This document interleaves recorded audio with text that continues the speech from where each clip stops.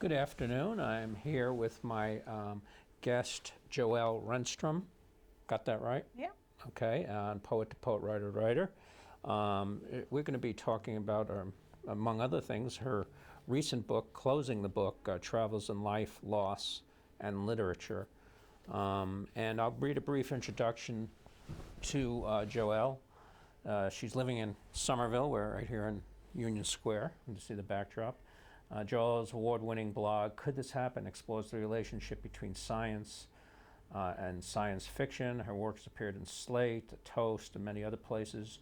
Joelle teaches writing and research with a focus on space, artificial intelligence, and science fiction at Boston University. So I was going to ask you, Joelle, you live in Somerville. I do. And we always interested in, since I'm a columnist for the Somerville Times, I'm interested, how is the atmosphere of Somerville for a writer? Pretty awesome. It's a really inspiring place to be. I feel like there's this, well, especially for someone like me, who's very into science and technology, there's this confluence of art and science.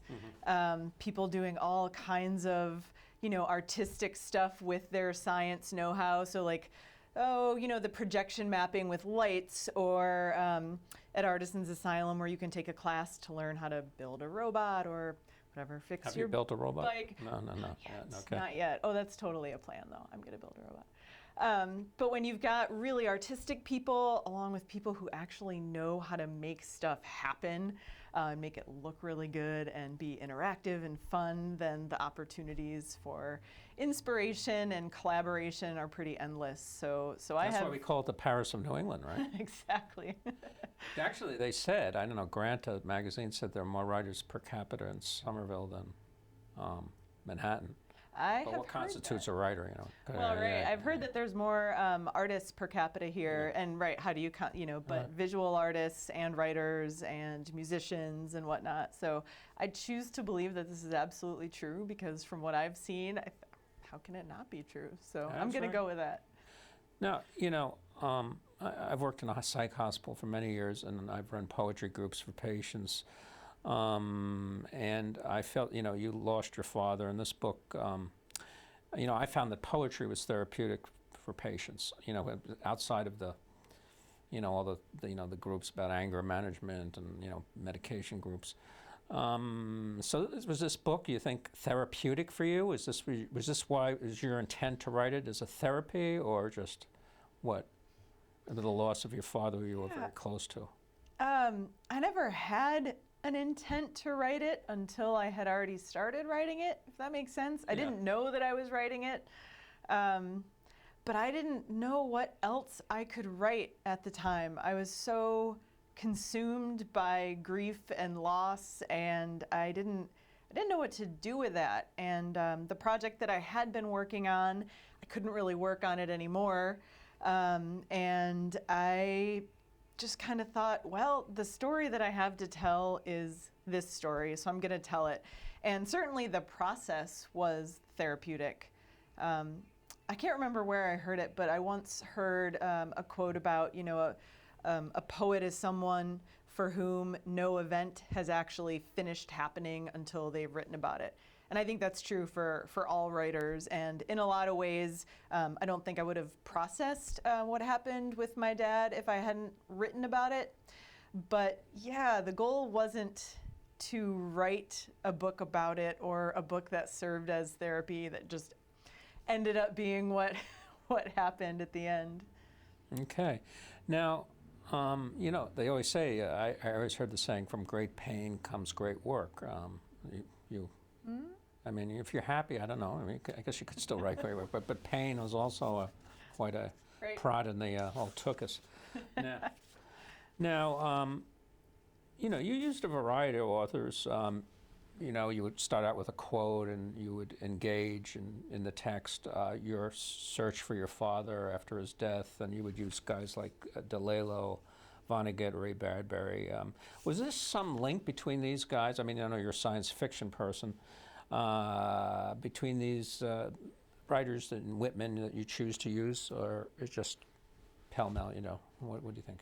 I mean, there was they were all works that inspired me, Yeah. particularly the science fiction and particularly Ray Bradbury, who was Yeah. absolutely instrumental in me sort of becoming human again after this terrible thing happened. But they were all works that I read or taught when I was sort of processing the death of my dad, works that in the process of reading or teaching them, I thought, whoa, this speaks to me right now, my experience, even if it was a really unexpected link. So they were all works that sort of organically at the time I engaged them spoke to me and what I was going through somehow, which is why they ended up making it into that book. You didn't use any women, I noticed. Yep. Why?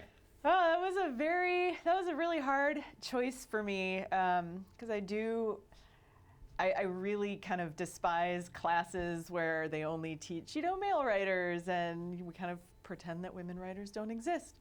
But the choice was, for me, pretty clear, simply because this was, at its heart, a book about my dad, and there was a way in which all of these male writers played some sort of paternal role, even if it was very indirectly for me when I was engaging their work.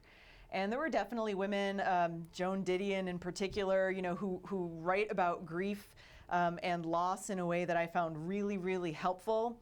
But those works were almost too on the nose for me to use, and I just felt that I had a really different attachment to them. And Bradbury was the first person that I wrote about before I even knew that this was going to become a book. And Bradbury is one of those sort of adopted fathers of mine, so that I kind of stuck with that theme of, father figures, even if they're just literary father figures, and decided, all right, I guess that's a decent reason to not include any female writers. But I don't think I would do that again if I'd tackle another project like this. Did you get any flack about it?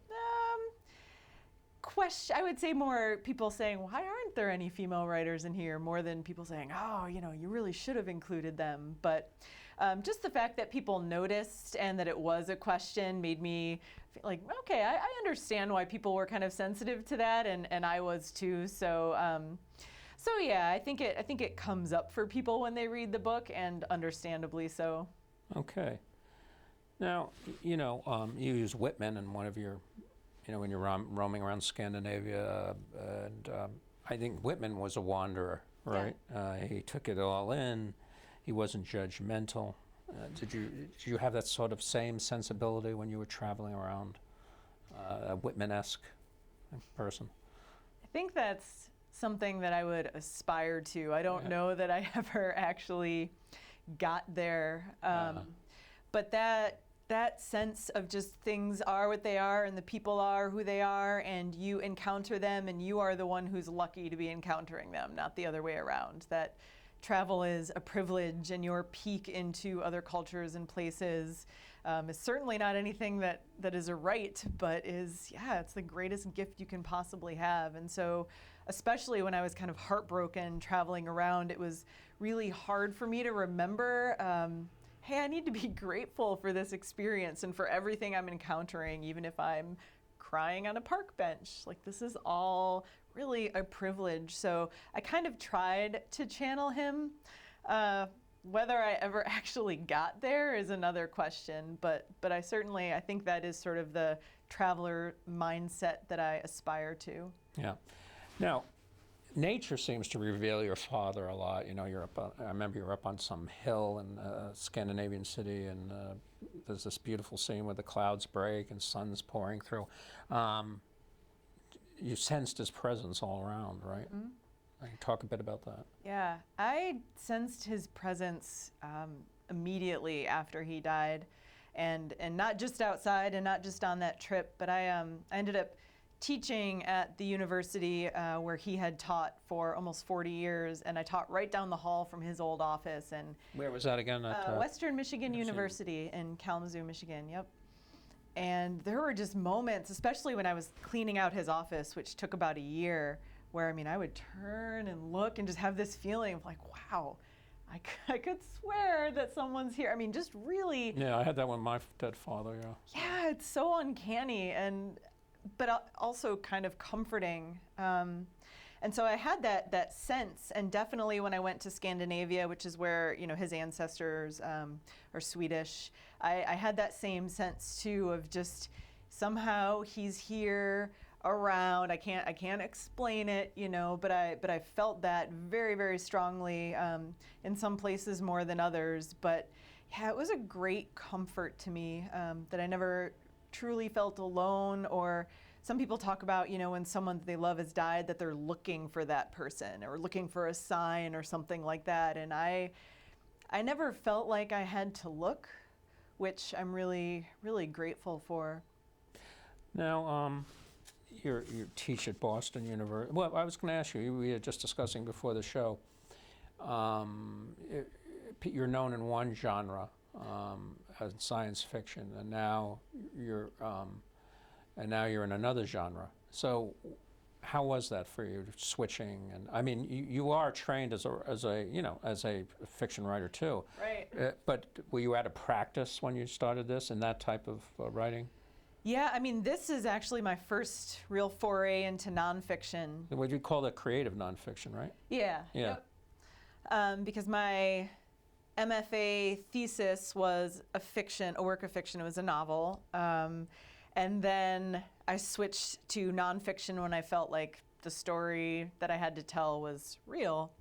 And that switch actually felt really natural to me. I've not gone back to fiction though, and I kind of feel like, oh wow, could I even do that at this point? Could I even invent a plot now that I'm used to writing about stuff that's real that I don't need to invent? So this felt very natural to me, in that progression.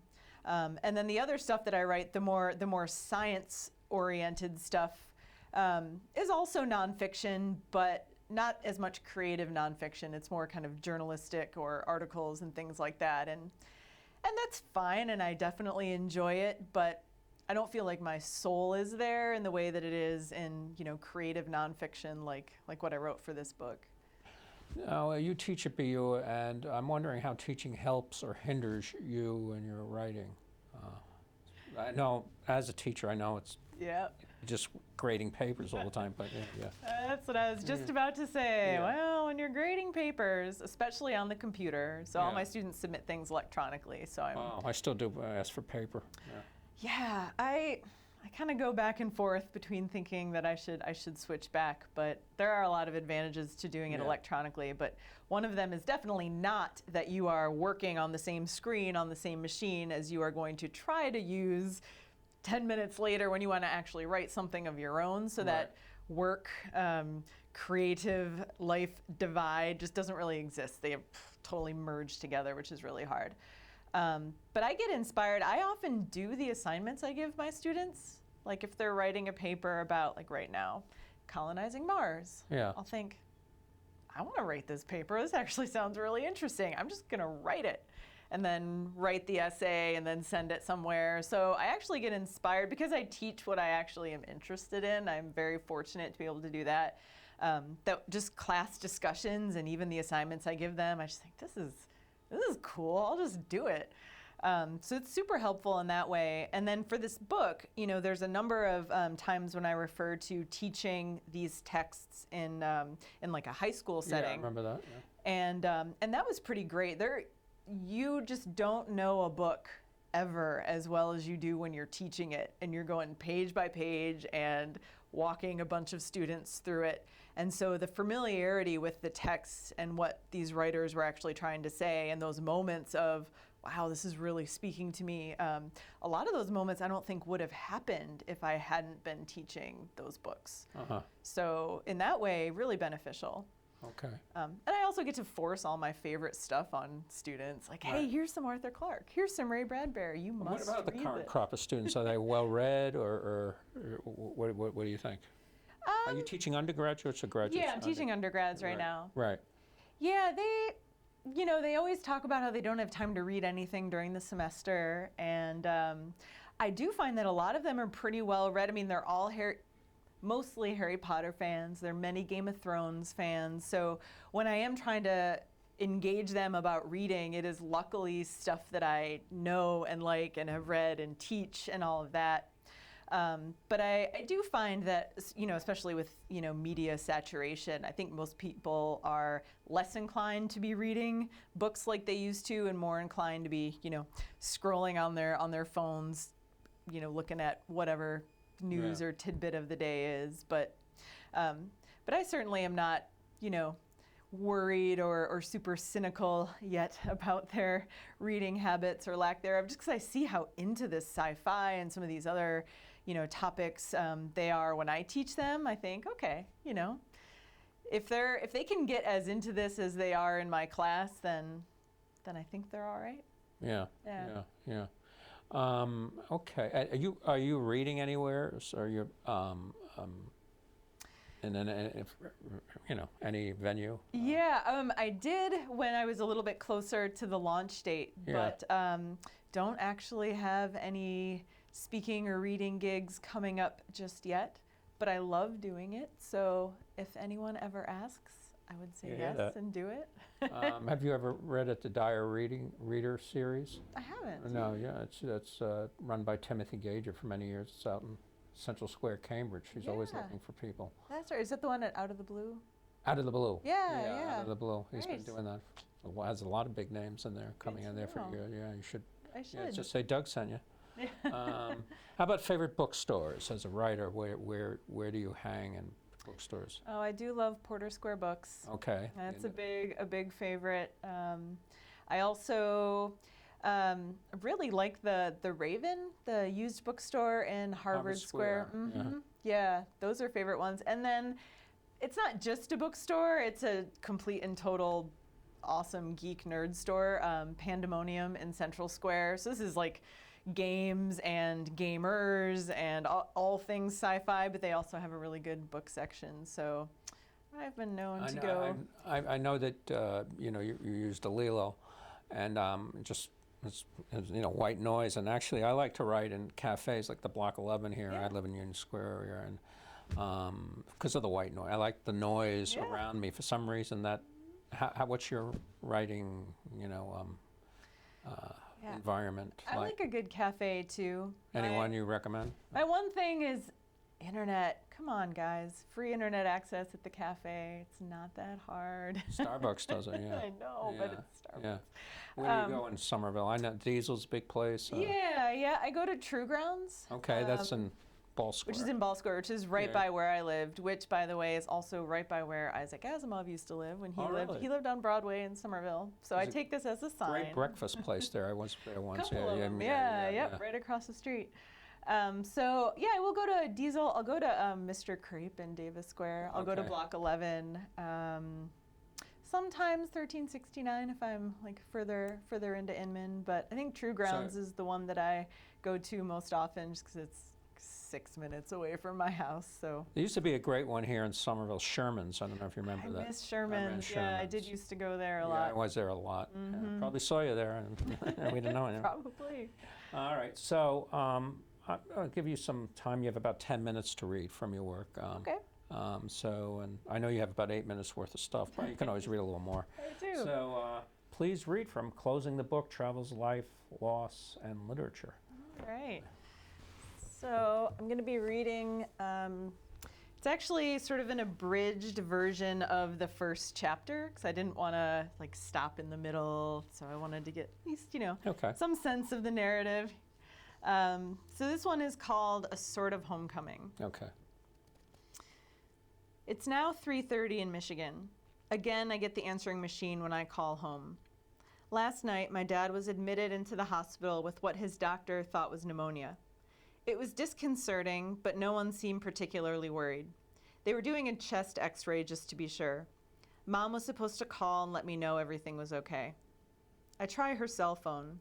She picks up, and in a strange voice she says, "It's not pneumonia." The next morning, I fly to Michigan. CT scans confirm stage 4 cancer originating in the colon. When I walk into Dad's hospital room and see him sprouting IVs, oxygen tubes in his nose, and a pulse oximeter on his finger, I'm immediately struck by a sense of déjà vu. My movements are accompanied by a sense of practice, as though I've done all of this before.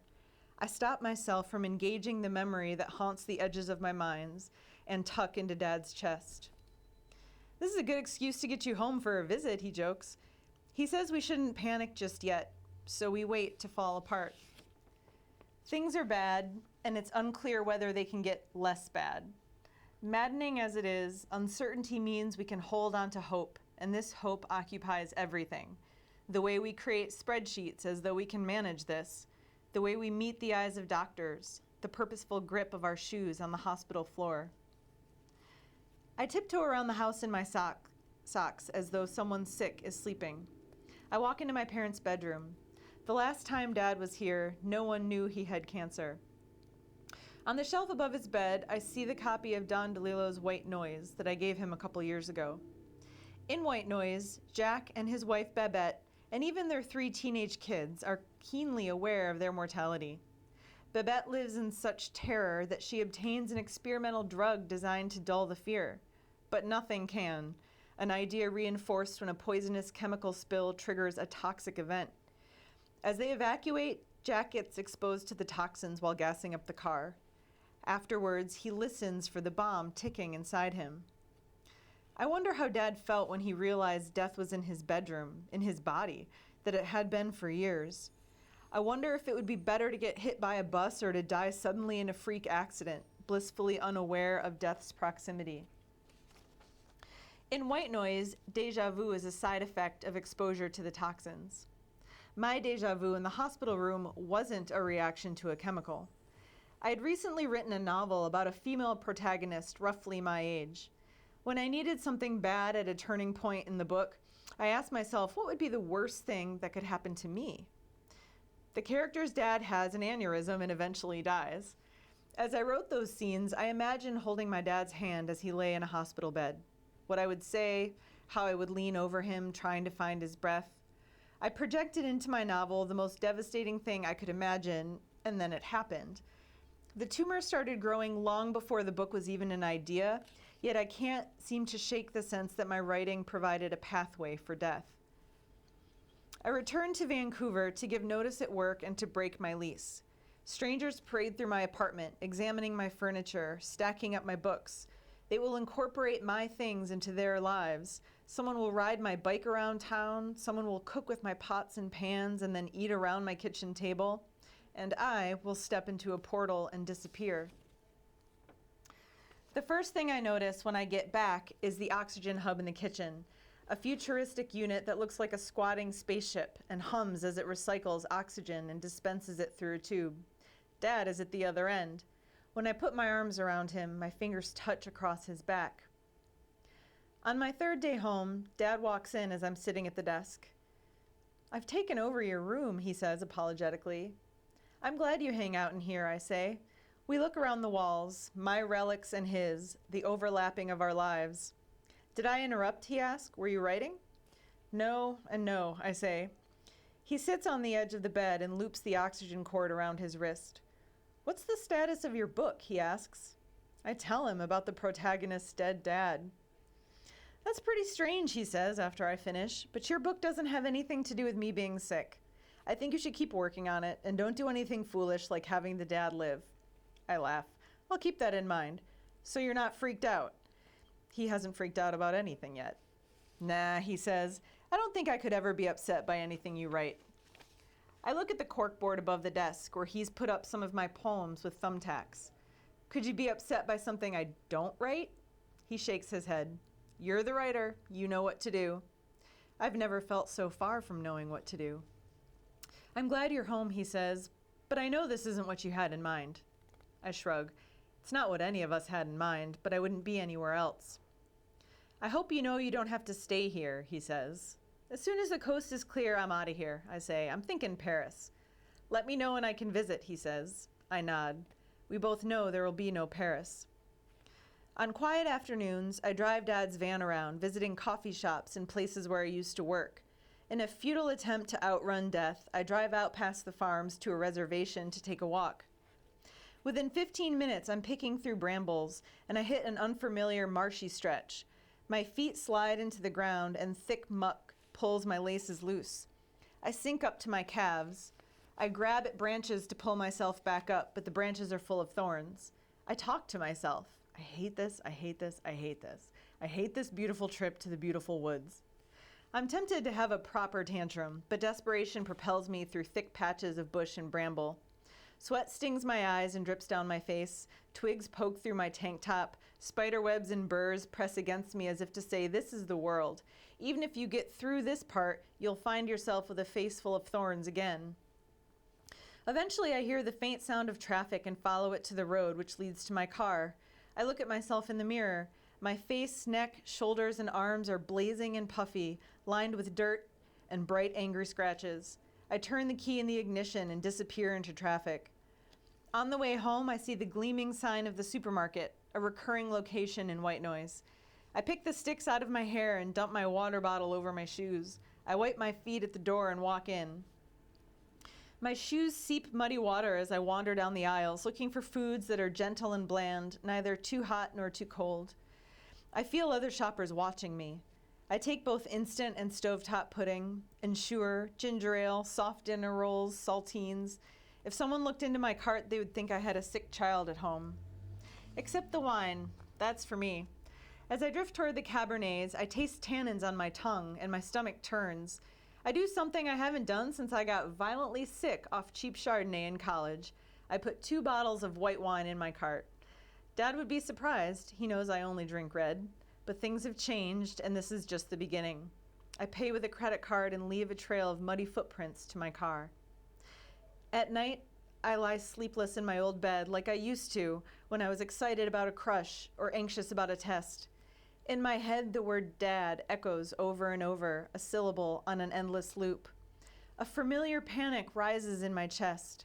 I remember lying in bed, always a light sleeper, waking to the sound of Dad's footsteps in the morning before an early tea time. I'd listen as he walked down the hall, flicked a light switch, closed the bathroom door. I'd hear a flush, running water, the scrub of a toothbrush. My heart would pound as he pulled a jacket from the closet and put his keys in the pocket. When he opened the front door, I'd be seized by the urge to run after him and fling myself around his legs. Maybe I wanted to stop him from driving off. Or maybe I just wanted him to know that while the rest of the world was still sleeping, I was awake too, that he didn't have to meet the dawn alone. Maybe you could, we only got a few minutes, but maybe you think you could read a little about your cat. I know we're both cat lovers. Zola. Yeah. You can read something? Sure. We've only got about 2 minutes. Yeah, all right. For the tape, we'll keep running. And so, All right. Well, I think, something short. yeah.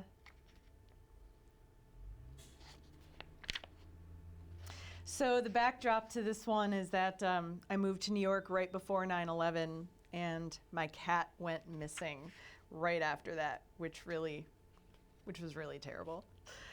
I risked my new job by calling in sick. I plastered flyers around the neighborhood and walked streets calling her name. I felt as though the world had collapsed. My cat was gone, and my life, and it seemed the very future of the universe, hung in the balance. Karma or chance or luck could take jobs in apartment buildings, but taking my cat, especially after all that had happened, was hitting below the belt. I took another day off work. I sat on the floor with my legs tucked under me, feeling like a lost 5-year-old. My tiny room, stuffed with moving boxes, suddenly seemed huge, a space I could never inhabit no matter how much unpacking or rearranging I did. Again, I found myself wandering the streets, this time in search of something specific. When I wasn't looking for Zola, my thoughts once again tangled like yarn and found their way back to Vonnegut, whose life demonstrates how the world works or doesn't. Thank you very much, Joelle. Thank you.